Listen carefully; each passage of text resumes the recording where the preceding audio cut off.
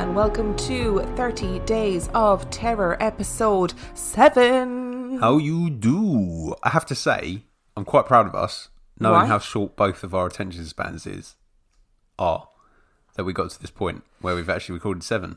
Well, the thing is, you know the way I'm very gung-ho about things. I decide to do something and then I want to have it done by yesterday. Yep. I'm just very surprised I haven't made us sit down and record all 30 episodes in a row. I mean, for the sake of the listeners, I'm glad you haven't, because it definitely would have tailed off in quality in terms of what we say and how you read books, read the stories. We've established that 3 episodes back to back is the limit. Yeah. There is no... Yeah. And it's a push at 3. There's no positive interaction to be gained from going beyond 3 episodes at once.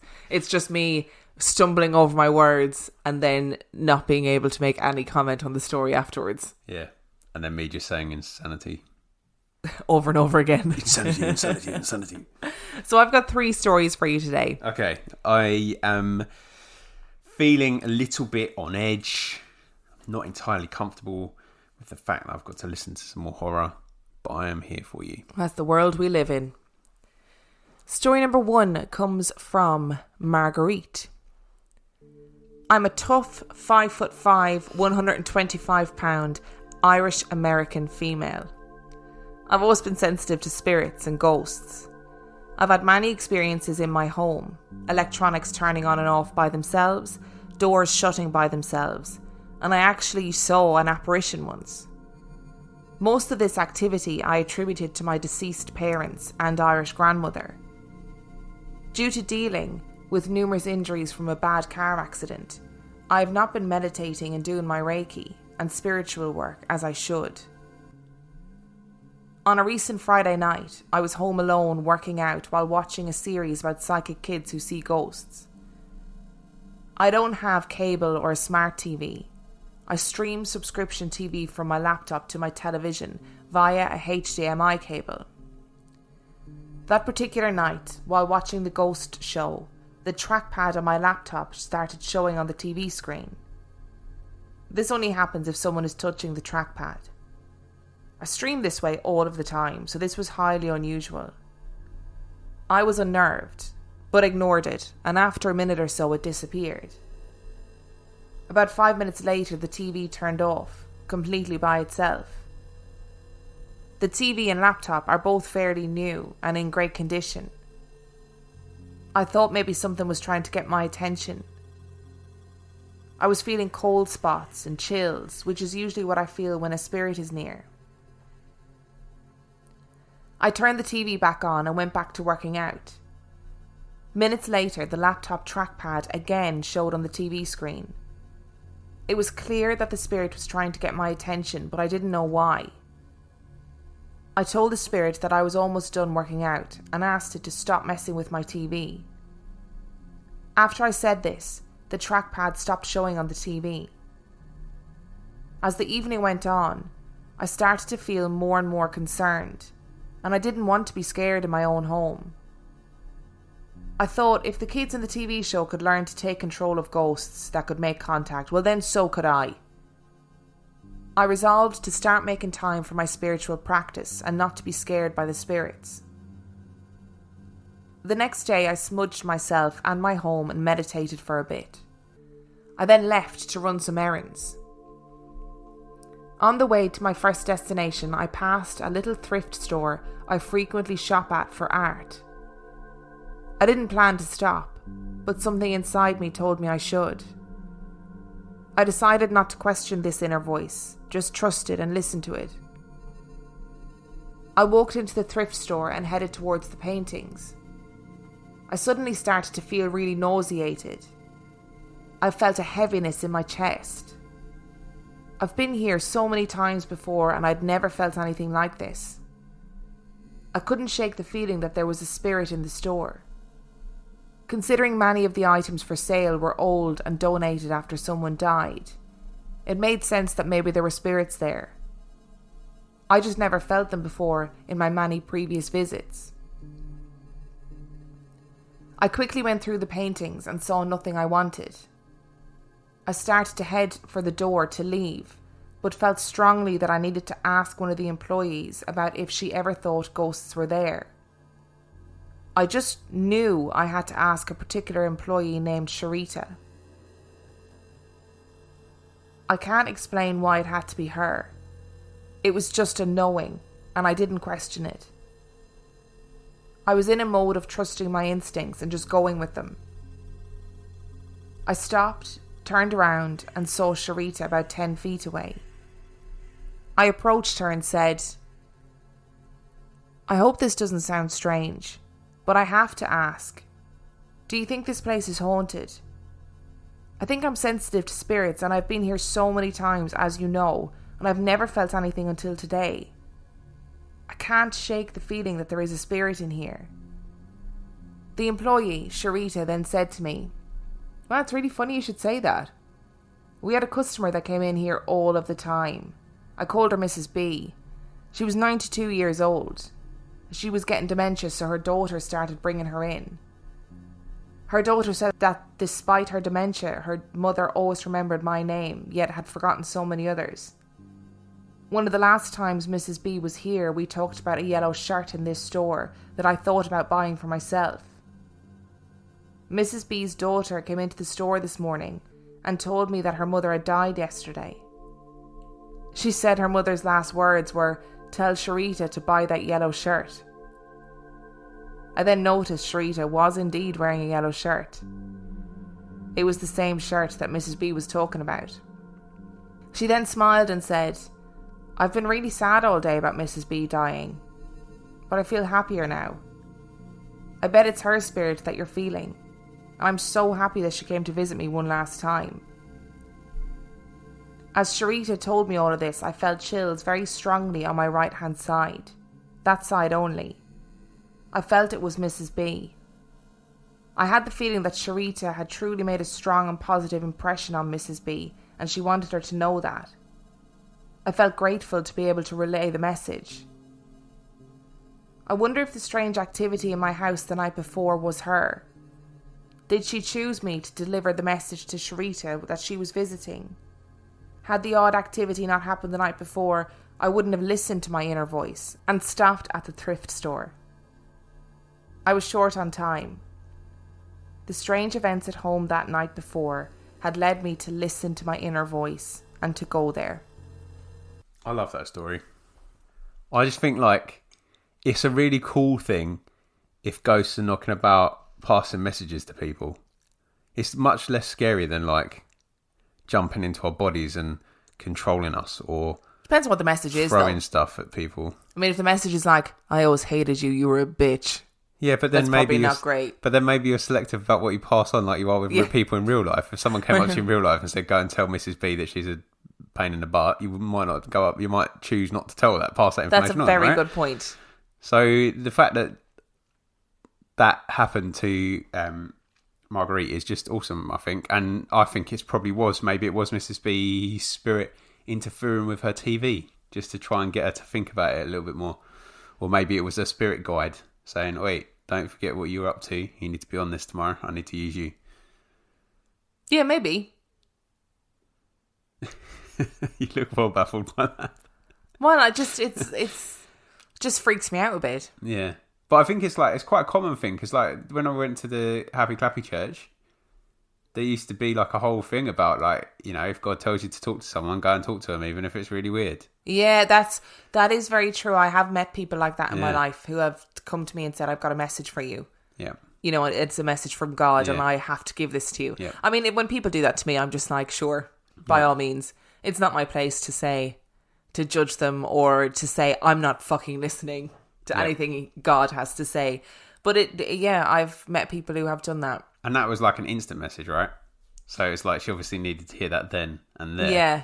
But maybe sometimes ghosts tell us things that we don't need to hear until later on. Yeah, maybe. I mean, that is far reaching for a theory.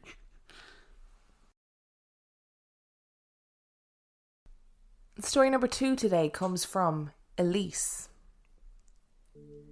To provide you with some context, I live in the United States. My family moved to Missouri when I was 3 because my mom wanted to live close to her family. Both of her sisters, their spouses, and my grandparents lived in the same city. I was 3 at the time. My little brother was 1. I can't say that I recall all too much from my life as a 3-year-old, but I remember adoring my brother. I remember that I refused to wear anything but the same purple tie-dye dress. And I also remember that I was absolutely terrified of my grandparents' house. My grandparents lived on an old plantation. They ended up moving out when I was only 5, after living there for 25 years. But if I shut my eyes, I can still see perfectly the beautiful, heavy oak front door set behind thick white pillars. I never went inside if I could help it, preferring to stay outside by the swimming pool. However, during family dinners and things like that, it was hard to get around entering the house. This is not my memory, but my parents told me that one time they had coaxed me into the house with great effort and told me to go into the dining room for dinner. I stopped in the doorway and wouldn't budge. I stared at the wall opposite where I was standing. My dad apparently asked me what I was looking at, to which I responded by pointing at a still life painting of a pear in a bowl and saying, "The pear has a face and it's staring at me. It's ugly." My parents thought this was so funny and have teased me about it for many years since. My dad still gives me a pear every Halloween. In isolation, it definitely could have just been a weird thing I said as a kid. But knowing what I know now, I really don't think so. I do remember one Thanksgiving where my grandfather was trying to get a family picture on the grand staircase. My parents were walking up to the top of the stairs with my younger brother perched on my mom's hip, one chubby hand in his mouth and the other restlessly twitching on her shoulder. I refused to go up the stairs and was screaming for my mom to give me my brother. "Don't take him up there. Please, please leave him next to me." In the resulting picture, my face is still bright red and shiny from my temper tantrum. I'm squeezing one of my brother's hands with both of mine, holding him close to me. Every year since my grandparents moved out in 2002, I've dreamed about that staircase. I dreamed that I walk up the stairs and into the first door on the left. When I open the door, there's nothing. Just the blackest darkness imaginable, pulsating with malevolent energy. I wake up in a cold sweat every single time. On my 13th birthday, I awoke from that dream gasping. I heard chattering in the kitchen and recognised the voices of my mom and my grandmother. I slid out of bed and walked down the hallway to join them. When I entered the kitchen, I saw my grandmother with a large scroll underneath her arm. "Elsie, darling, happy birthday," she said warmly to me. "I was just telling your mother that while moving into my new apartment, I discovered the original blueprints of the first house your grandfather and I owned together. You probably don't remember the house. You were so young. But it's interesting anyway." My grandparents had just announced to our family that they were separating a couple of weeks prior. "Yeah, I remember it," I replied, thinking of my dream from the night before. The grand staircase, my hand on the doorknob of the first door, the sickening blackness behind it. It was a beautiful house. "Yes, it was," my grandmother agreed, unfurling the scroll. "Very old too. Look, 1835. The blueprints were truly a time capsule to the past, with its flourishing but neat cursive scrawled all over it, and a section labelled slave quarters. "It's funny that you brought this," I said when I was done surveying the paper. "I just had a dream about the house last night." My grandmother and my mom looked at me with mild interest. I'd never revealed this to anybody. "Oh, well, what did you dream about?" my grandmother inquired. "Oh, nothing really," I replied, which wasn't exactly a lie. I don't really know. I have it every year. All I do is walk up the grand staircase, go into the first room on the left, and find nothing at all. But it sort of scares me, and I don't really know why." I tried to keep my tone very casual so they wouldn't see how much the dream affected me. After all, I was 13, and I was much too old for nightmares. My grandmother said. "Well, you know that everyone used to say our house was haunted. Really? What do you mean? Oh, well, it's not true, my grandmother scoffed, waving a hand at me. I never experienced anything in all my years living in the house. I don't believe in that sort of thing. But people did talk. My grandmother then launched into a story about how when she and my grandfather were hoping to buy the house, there was another couple with their hearts set on it. They were all friends and had a somewhat friendly competition going on about who was actually going to land the house. Finally, my grandparents' friends decided to close on the house. They were elated to move into their first home together. As they were leaving the house, though, a neighbour stopped them and told them not to buy it under any circumstances. He insisted that there was something seriously wrong with the place. My grandfather's friends ignored him, assuming that he was trying to scare them away. They decided to get some wine and go back around 9 o'clock to celebrate. They shared this plan excitedly with my grandparents, who told them to enjoy it. At around 1 o'clock the following morning, my grandparents awoke to someone banging on their front door. My grandma walked down the stairs and opened the door to find her friends absolutely pale and shaking. "We're not going to buy the house," one of them said shortly, "and you shouldn't either." Then they just left. My grandmother thought it was odd, but went to the house with my grandfather the next day to take a tour. They were in love with the place until they entered the first room on the left at the top of the grand staircase. It was completely boarded up. Now, black mold is a huge issue in the humid climate of Missouri, and my grandparents were suspicious that this might be the case. They asked the realtor what was wrong with the room. The realtor hesitated before responding, "I'm not really supposed to show you." They knew it had to be black mold then, a nasty infrastructural issue, which explained why the house was selling for such a cheap price. "Well," my grandfather said in his matter-of-fact way, "we aren't buying the house until we see what's underneath those boards. If there's an issue with the house's infrastructure, we should at least know about it before we buy it." The realtor reluctantly told them that she would talk to the owner and see what could be done. The next day, my grandparents received a phone call from the realtor, who told them that a construction team had come by to remove the boards, and that they were free to visit whenever they wanted. Upon my grandparents' arrival, the realtor led them up the staircase and into the room, where my grandparents could finally see what was underneath those boards. Blood covered the walls, in addition to random Latin words and pentagrams.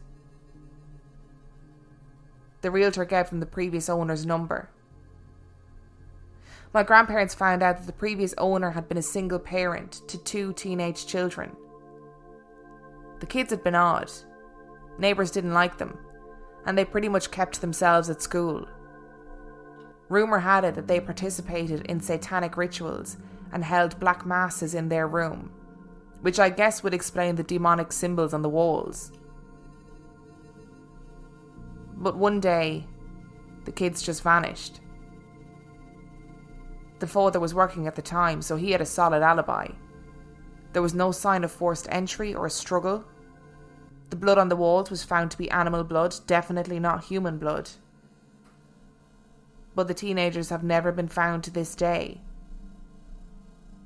But maybe because there's no evidence that anything wrong happened to them. It's not even considered to be an open case, from what I understand, since they could have just left of their own volition. I honestly cannot believe that my grandparents bought that house and raised teenagers in it.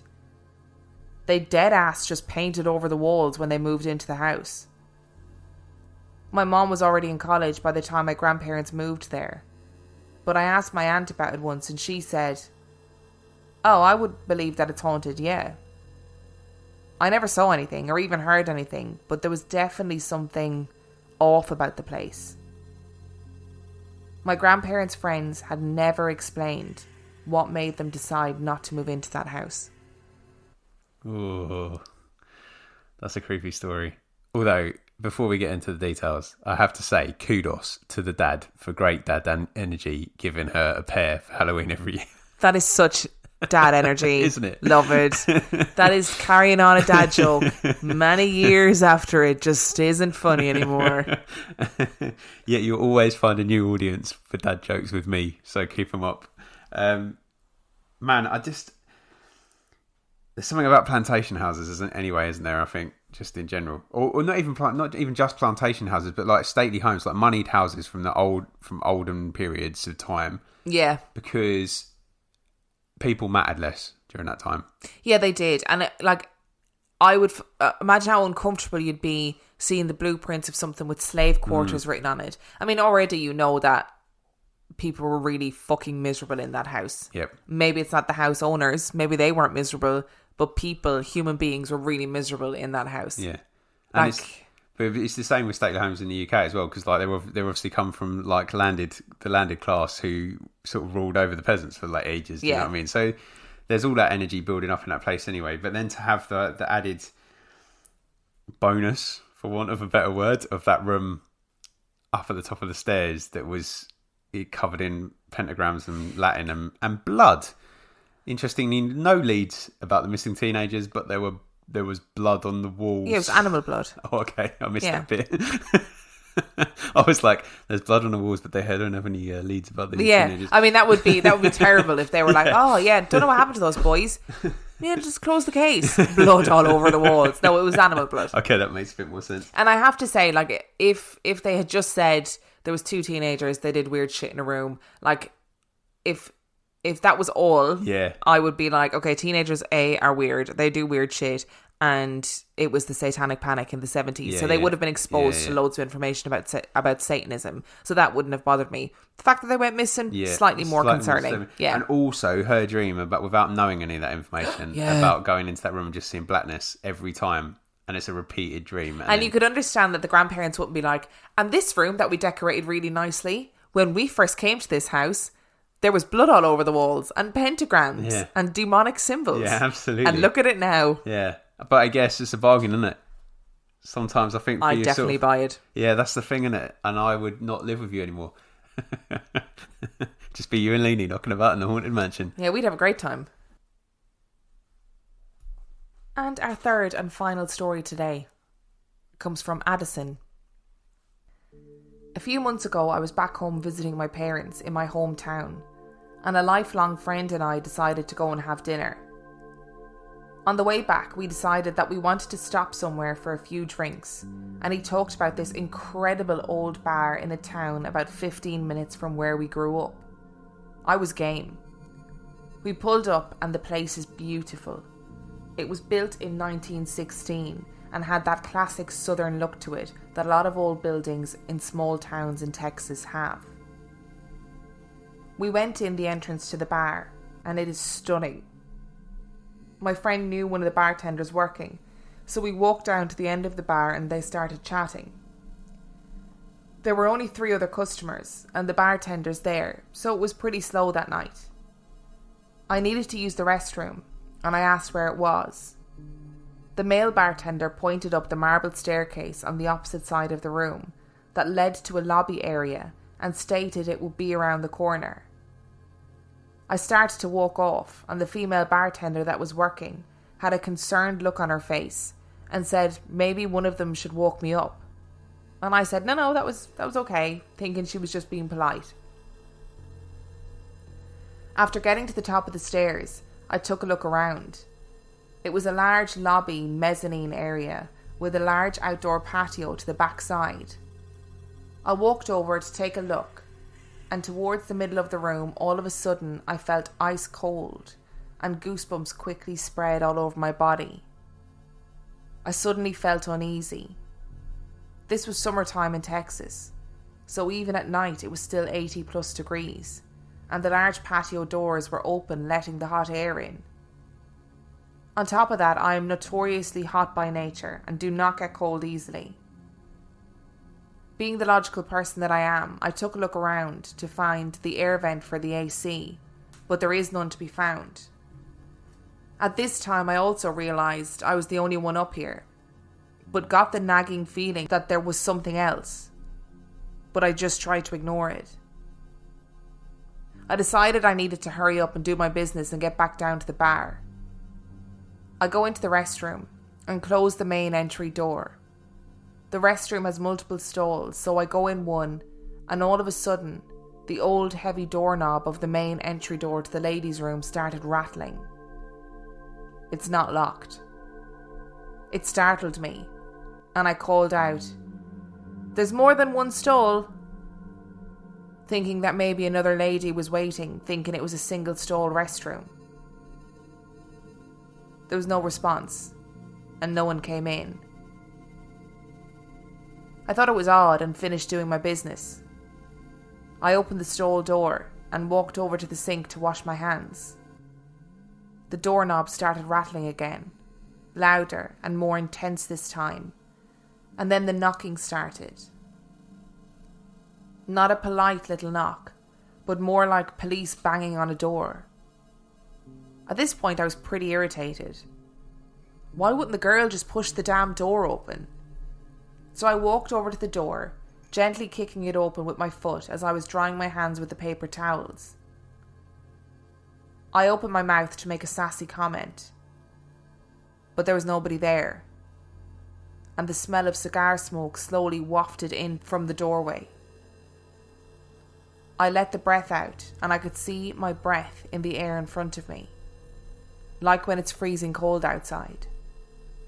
Totally freaked out now, I stepped forward to get out of the bathroom through the cold patch of air, and quickly start walking across the hot room to get to the stairs that lead back into the bar. Behind me I hear footsteps. Not little pitter-patters, but heavy, manly footsteps matching my pace. I was a few steps from the stairs when it felt like someone much larger than me was standing right behind me, and the cold air returned. All of a sudden, my fear turned to anger as I quickly turned around, still hoping to see my friend or someone from the bar playing a joke on me. No one was there. "Please leave me alone," I stated firmly and loudly. I turned and quickly walked down the stairs, and about halfway down heard my friend call out for me from the bar below. And I called his name back when I got to the bottom of the steps. A few seconds later, my friend was about halfway across the room. I ran over to him and wrapped him in a hug, still shivering from the cold that had been right on my back just seconds ago. "Good God, you're freezing," he said. "What happened to you?" I looked around the bar to see that all of the patrons had stood up and were asking if there was someone up there. I said, I don't know, I can't explain it." I took a seat at the bar and quickly downed the whiskey drink my friend had ordered me before this whole ordeal. I gave a quick synopsis of the events, my hands shaking the whole time while I was scouring my mind for a logical explanation for the encounter. I noticed at this time it was only the 3 male patrons I had mentioned earlier that were still there. There were no women except the other bartender, who had been behind the bar the whole time.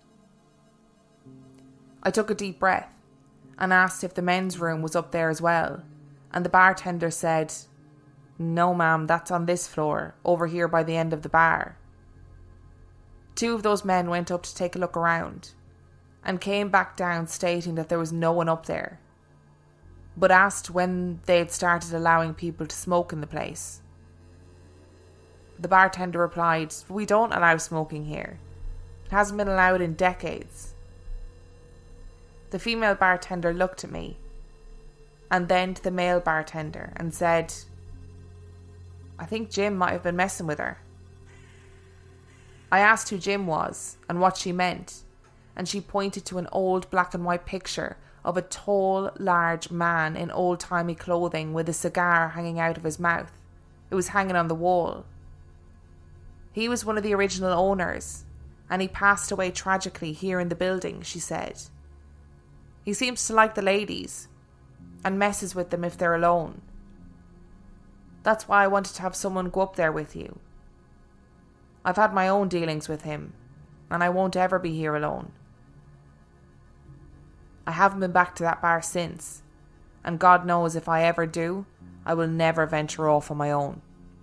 That is like a classic bar haunting, isn't it? Yeah. Like, it's got all the signs. It's got the rattling door handles. It's got activity around the toilet, which Just sounds smoking. really shady, but that seems to be a common place for it to happen. You got the cigar smoke, the heavy footsteps, an old patron that hasn't quite ever left. It's just classic, and still absolutely terrifying. I would shit myself if I was leaving the bathroom already a bit rattled, and then you hear footsteps behind you. Ugh.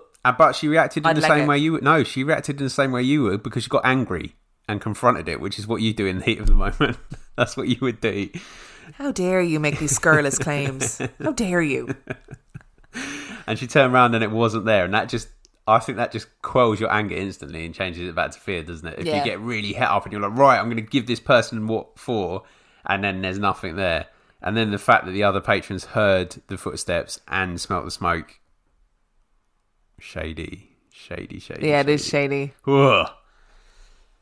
If you enjoyed this, no, not this week's episode, today's episode, You'll get it eventually. you can find me on Instagram at Real Life Ghost Stories. You can find Dan on Instagram. At 50p Movie Club. You can find us on Twitter. At Real Ghost Pod. You can find us on Facebook, Real Life Ghost Stories Podcast, and you can join our supergroup, or LGS supergroup, also known as The Nicest Place on the Internet. And the password is... Emma and Dan. If you want to send in your own story, you can send it to... Real Life Ghost Stories Podcast at gmail.com. You can support us on Patreon, patreon.com/Real Life Ghost Stories, where for $5 a month or $2 a month, you get access to heaps of bonus content. Please don't forget, if you have the financial means, to donate to the GoFundMe for Out of the Woods Wildlife. And if you do that, you get the chance to win some gorgeous Real Life Ghost Stories merchandise.